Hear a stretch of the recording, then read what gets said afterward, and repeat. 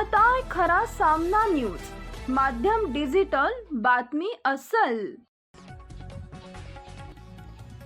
पश्चिम आशियातील युद्धामुळे जगभरात कच्च्या तेलाच्या किमती भडकल्या असताना पंतप्रधान नरेंद्र मोदी यांनी रविवारी देशवासियांना पेट्रोल डिझेलसह इंधन बचतीचे आवाहन केले।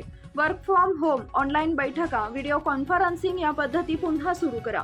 पेट्रोल डिझेलची बचत करणं ही राष्ट्रीय गरज आहे असं सांगताना त्यांनी लग्नासाठी वर्षभर सोने खरेदी टाळण्याचाही सल्ला दिलाय। हैदराबाद येथील एका जाहीर सभेत बोलताना मोदींनी जागतिक परिस्थितीचं गांभीर्य मांडले। ते म्हणाले, जगातील पुरवठा साखळी विस्कळीत झाली असून कच्च्या तेलाचे दर गगनाला भिडले। कोरोना काळात आपण ऑनलाईन बैठका आणि वर्क फ्रॉम होमची सवय लावून घेतली होती। आता देशहितासाठी ती पद्धत पुन्हा अंमलात आणण्याची वेळ आली आहे। त्यामुळे इंधनाचीच बचत होणार नाही तर देशाचं कोट्यवधीचं परकीय चलनही वाचेल।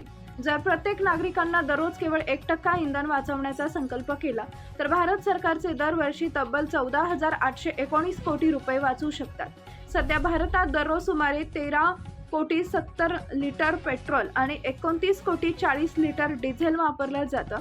तसेच पंतप्रधानांनी विशेषतः सोन्याच्या खरेदीवर भाष्य करताना म्हटलं की मी देशाला आवाहन करतो की किमान 1 वर्ष लग्नासाठी सोने खरेदी करू नका। सोन्याच्या आयातीमुळे आपला मोठा पैसा परदेशात जातो, तो पैसा वाचवून बँकांमध्ये जमा करा, जेणेकरून त्याचा उपयोग देशाच्या विकासासाठी व गरिबांच्या कल्याणासाठी होईल असं मोदींनी नमूद केलंय। काँग्रेस अध्यक्ष राहुल गांधी यांनी यावर आपली प्रतिक्रिया दिली असून मोदी यांनी सांगितलेले उपाय नाही तर त्यांच्या अपयशाचे पुरावे आहेत। 12 वर्षाच्या कार्यकाळात देशाला मोदींनी काय दिलंय? परिस्थिती अशी आली आहे की लोकांना सांगावं लागतंय की त्यांनी काय खरेदी करावं आणि काय करू नये। हे देशासाठी दुर्दैव आहे। Subscribe now and press the bell icon. Never miss an update.